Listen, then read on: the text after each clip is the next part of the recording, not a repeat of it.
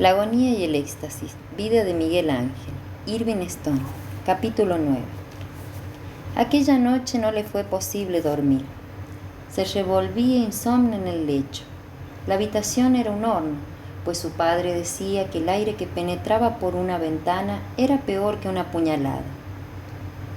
Buonarrota, que compartía su cama, dormía plácidamente, como lo hacía todo en la vida. Aunque 2 años menor que Miguel Ángel, era el administrador de los 5 hermanos. En la cama más próxima a la puerta dormía el bien y el mal de la prógine Buonarroti. Leonardo, 1 año y medio mayor que Miguel Ángel, y que se pasaba la vida ansiando llegar a ser santo.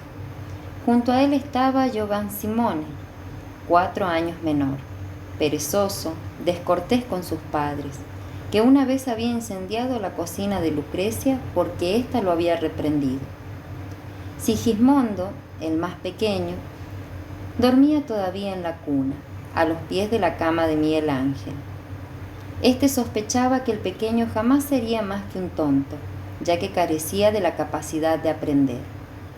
Silenciosamente saltó de la cama, se vistió y salió de la casa. Recorrió la vía de la Anguilara hasta la piazza de la Santa Croce, donde se alzaba la iglesia franciscana, tosca y sombría en su inconclusa estructura de ladrillo. Al pasar ante la galería lateral abierta, sus ojos buscaron la silueta del sarcófago de Nino Pisano, sostenido por sus 4 figuras alegóricas. Torció a la izquierda y entró en la vía del Foso. Pasó ante la prisión y la casa perteneciente al sobrino de Santa Catalina de Siena. Al final de la calle estaba la tienda del químico más famoso de la ciudad. De allí se dirigió a la vía Pietrapiana, que le llevó por la Piazza Sant'Ambrogio, a la iglesia donde estaban sepultados los escultores Verrocchio y Mino da Fiesole. Después de dejar atrás él la plaza, siguió el Borgo la Croce hasta llegar a un camino rural llamado Vía Pontasibia. Al final de este se encontró el río Áfico, afluente del Arno. Después de cruzar la vía Piagentina, llegó a Barlungo, un pequeño grupo de viviendas, y allí giró de nuevo a la izquierda y comenzó a ascender la ladera, hacia Settignano. Llevaba 1 hora de camino. Amaneció un día caluroso y claro. Se detuvo en una ladera para contemplar las colinas de Toscana, que emergían de su sueño de tinieblas. No le importaban mucho las bellezas de la naturaleza que tanto emocionaban a los pintores. No, amaba el valle del Arno por ser un paisaje esculpido, y Dios había sido su supremo escultor. Pensó que el toscano era un escultor nato. Una vez que se hacía cargo del paisaje, construía terrazas de piedra en él y dentro de ellas plantaba sus viñas, sus olivares, en perfecta armonía con las colinas. Y cada familia heredaba una forma escultórica, circular, oblonga, que servía de característica a la granja. Ascendió a la cima de las colinas. Allí la piedra constituía el factor dominante.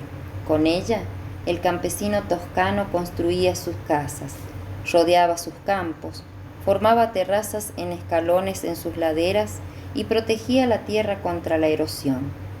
La naturaleza había sido pródiga con la piedra. Cada colina era una cantera virgen todavía. Si los toscanos arañaban la superficie con sus uñas, encontraban enseguida materiales de construcción suficientes para levantar una gran ciudad. Dejó el camino donde éste doblaba hacia la cantera de Maiano. Durante 4 años después de la muerte de su madre, había gozado de la completa libertad para vagar por aquella campiña. Aunque su edad era más apropiada para estar encerrado en una escuela, en Settignano no había maestro y su padre estaba demasiado encerrado en sí mismo para preocuparse. Y Miguel Ángel, mientras recordaba, atravesó una tierra de la cual conocía cada piedra y cada árbol como la palma de su mano.